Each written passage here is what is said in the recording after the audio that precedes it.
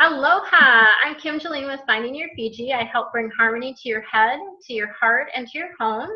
I'm a feng shui expert, an angel intuitive, and a spiritual mentor. So I help with life and business coaching as well. And I'm here today again with Dr. Cara Gubbins. And I am part of the Animal Wisdom Circle and drcaragubbins.com. And I'm here to connect you with animals, nature, and spirit. And that shows up in so many ways: readings, classes, coaching, and all kinds of different ways, books, all that kind of stuff. But today we're talking about energy tools and how we can use energy tools to facilitate good, positive connections with other people.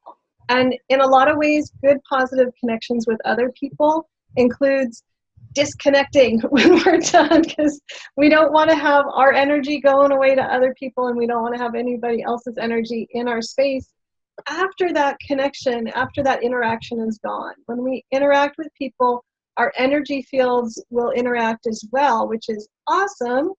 But once that interaction is over, we want our energy fields to go back to their separate corners. And that is a really important piece of energy work and self-care that we want to give you some tips for today. Yes, so we're going to start with the connecting. How do you connect your energy with other people? One of my favorite techniques, one of the favorite things that I love to do is the figure 8 technique. It's a Donna Eden, there's a Donna Eden video about it too, but essentially what you're doing is you're going to make a figure 8, and it's coming from your heart out to the other person and back. So I'll kind of turn sideways so you can see this. It's basically coming out from your heart out to the other person and back to you. So it's kind of a figure 8 on its side, and it's that connection. It's connecting your energy with the other person. And of course, if they don't want to connect with you, it won't happen. But you can do this whether you're physically with someone or before you meet with them. Or I do this when I get on the phone with people all the time. And I also do it before I start my readings as well, where I'm connecting with the other person's energy, with their field, with their angels, with their guides, right? People feel the difference. Like, I've showed people in person, they're like, wow, like I feel that instantly. They feel it. And you don't have to say it, obviously. You don't have to tell them what you're going to do. You can also just visualize it. So if you're in a conversation with someone that's not going well, like, do the figure 8 technique to help connect. I use this all the time with like the energy company, my tax accountant.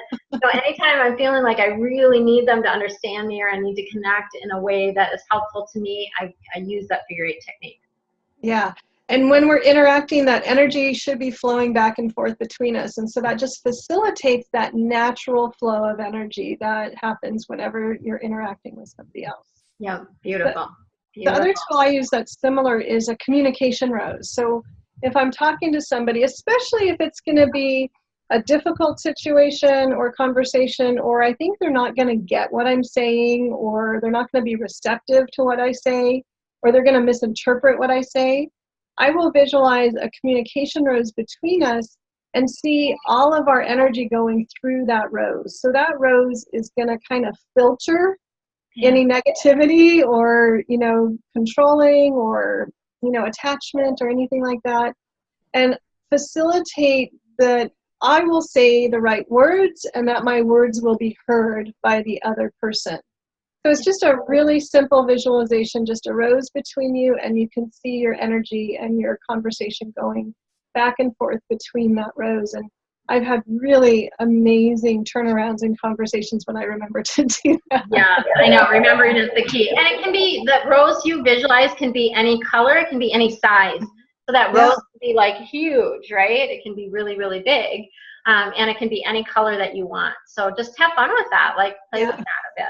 The other thing that I do is sending love. So whenever I have a client who's having difficulty with their partner, with their spouse, with a child, with anyone in their life, I recommend that they send them love on a regular basis. So basically what I would do is set an alarm on your phone, and you would send love at that time. How do you send love? I just visualize that love just like emanating out of my heart, going to them, and you can visualize it like a heart around them, whatever color heart that you want, and just visualize that energy going out to them and surrounding them with love. And I have seen this work miracles. honestly, I've had a couple different clients where they didn't have any interaction with grandchildren because of some sort of relationship stuff. They started sending love to the people on a daily basis, and now like the one person, like they watch their grandchild every other weekend. Another one is like they connect with them all the time. In fact, she just posted a picture of her with her granddaughter the other day. So it does work. Like the stuff does work. And sending love, it's that intention of like you are sending your loving energy to them, and they feel it. They may not know why they've had this change of mind or change of heart, but it's because you've been sending that healing energy, that healing love. Yeah. So I send light in the same way, same kind of idea, non-attached light, just like light for the highest good, sending golden light, healing light, just keeping it all light, sending lightness. Perfect. So those are facilitating your connection, but what about when you're done and want to separate your energy from the other person? Yeah, so the disconnecting is really super important too.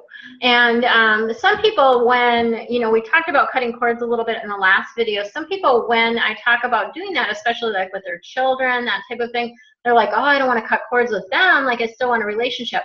It's not about not having a relationship with these people, okay? It's about keeping your energy field clean and clear, and that they can have their own energy field clean and clear so that you guys can do what you came here to do, right?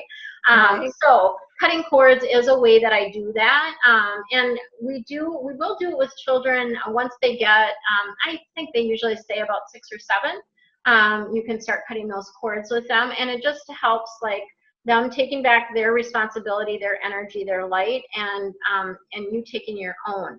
The other thing that I do with that is return to sender. So that's one of the processes in Dave Markowitz's book, Self-Care for the Self-Aware. But what I do is a little bit different. I kind of took his concept and I made it simpler because I'm all about simple and easy. So what I do is I picture a vacuum, and this vacuum hose is attached to a little bubble of light, and I just vacuum off any limiting beliefs, any emotions, any energy that I've taken on from anyone else. So I typically will do this on a daily basis, right? And particularly if I've been somewhere there's a lot of people, and I just vacuum my whole body. Like I just vacuum my whole body underneath my feet, my backside, and then I allow that energy, those limiting beliefs, those emotions that are not mine to go into this bubble of light.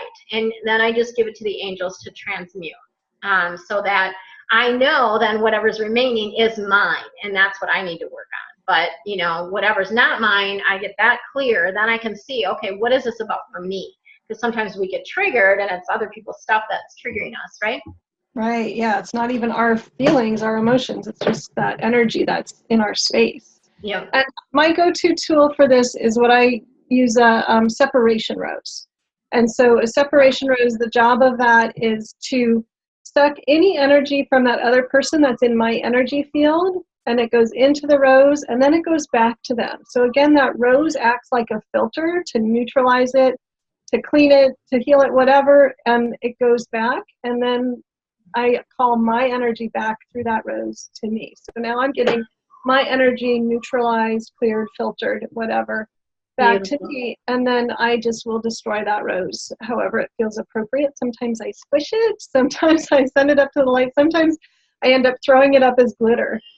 So you could do or burn it. I can visualize burning the rose, Yeah, you can explode it, whatever you want to do. But, I think the thing that we really want to emphasize is that your energy is sovereign. You want to hold it and protect it. It's great to have those energetic exchanges. That's part of having a body and an energy field. But once that interaction's over, definitely clean it up and redefine your boundaries, because having those cords or other people's energy in your space, it's not contributing to you, it's pulling you down, it's weighing you down, and you don't want that. And I do this with the reading, so I think I mentioned this before, but every time that I conclude a reading, I will ring these bells as and that just reminds me, cutting cords, clearing energy between us, right? And so if you have something physical that can help remind you to do it too, sometimes that's helpful. Yeah. Because it is just a matter of remembering, right? Yeah, exactly. I have another friend who's an energy worker, and she will, snap her fingers, and Oh, that's clearing the energy. So she'll snap at the end, and that clears the energy in her space. And yeah, it works and I great. do similar. Yeah. I'll brush it off of me. So I'll just like physically, and that's like kind of my go-to thing. If I feel like I've picked something up in that moment, I'm just like, oh, clear, clear, clear. And I'm like calling my angels and I'm like, clear, clear, clear. But that's kind of the thing that just in my mind, like I'm getting rid of this, right? Like I'm figuring it out. Yeah. And that's the thing is your mind has the power with the intention. And if your intention is there, it will happen. Whether you wave your hands or click them or ring a bell or whatever, it starts with that thought. Exactly. Beautiful, beautiful. So this was a little bit shorter video, but we have an opportunity for you to connect with us. So we each offer, I offer a virtual coffee chat, Cara offers a connection call, and it's really an opportunity for you to connect with us. It's a free call. My calls are like 20 minutes, and essentially it's not a reading in that respect, but I basically will usually give you like 2 to 4 ideas to help you shift, or some tips or tools of things that you can use to help shift what's happening for you in your life. And it's a way for me to get to know you and for you to get to know me better. And I don't know if Cara has and it's a no strings attached. Yeah. So there's no pressure like, oh, we're going to try and sell you something. It's like, wow, we just want to connect with you and get to know you and see where you're at. And maybe there's, another series of videos that you would like us to do. We'd be happy to learn about it that way. But a connection session is really just a time to take that step. And it's, in this social media world, it's hard to remember that people are just people. And it's really nice to get that personal connection and just hop on the phone and talk to somebody and say, hey, what's your life like? What are you doing? What's going great? What are your challenges? Yeah. And maybe get some tips, or maybe just, have that insight and that connection. Yeah. It's all good. Beautiful. Yep, that's beautiful. Yeah, I love We'll that have the so links much. below. Yes, so check out the links below. And then next week, so make sure that you subscribe to our channel, because next week is the last in this particular series about energetic tools. And we're going to be talking about tools to use to manifest things, right? Tools for manifesting. So that's going to be a really fun video for you next week. So make sure you subscribe to the channel to get notified of that. I also have the links on my website as well for all the different videos that we've done. So if you're curious, like, oh, have you done a video on this or that or the other thing, I've got that on my website as well. It's under Intuitive Tuesdays, because that was kind of our umbrella for all of this was Intuitive Tuesdays, because we're doing these videos on each Tuesday. So that's what we've got for you today. For now, relax and have fun and enjoy using these new tools that we're providing.